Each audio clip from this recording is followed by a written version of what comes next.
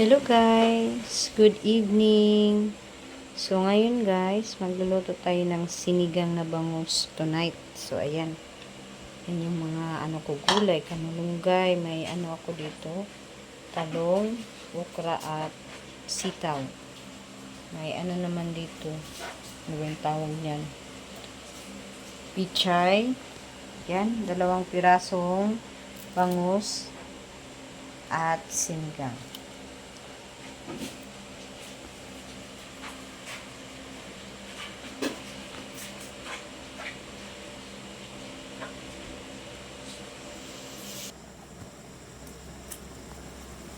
So, ayan guys.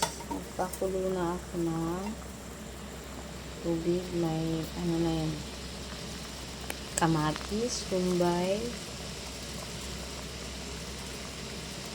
at luya. So, ilagay ko yung isda na guys. Ayan. 2 pirasong isda.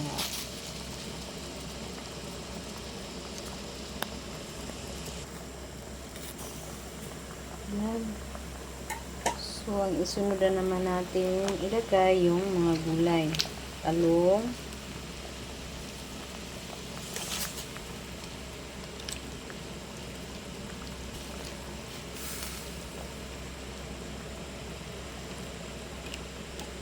gustong gusto lang talaga namin guys yung maraming gulay. Favorite namin yung gulay guys.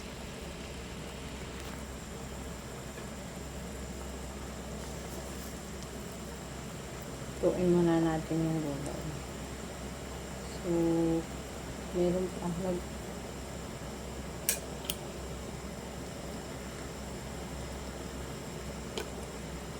nagkuha na ako kanina guys, yung mga ganito parang sebo-sebo.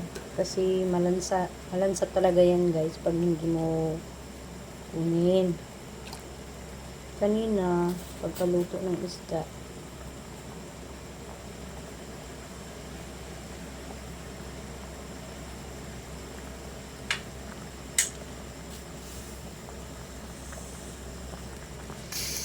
tayo natin maluto yung isda. Naku, puno na yung ko.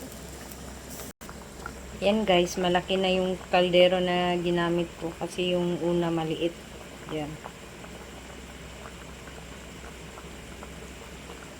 Lutuin ko muna yung gulay bago ko ilagay yung pichay at saka malunggay guys. Yan guys, luto na yung talong, sitaw at saka okra. So, ang isunod na naman natin yung pichay at saka malunggay.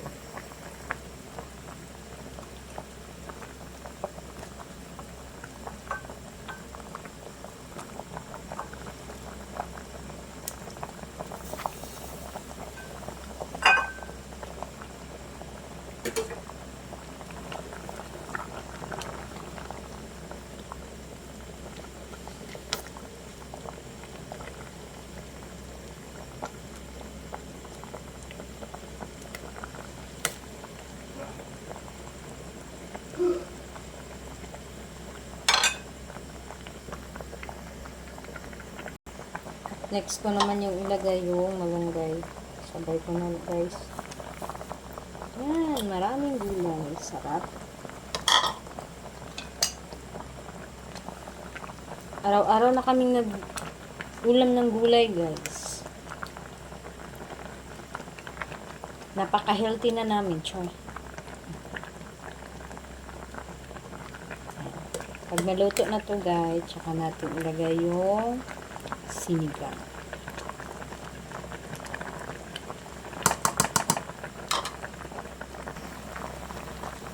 Ito na yung gulay guys. Iligay na natin yung sinigang natin. Nor sinigang.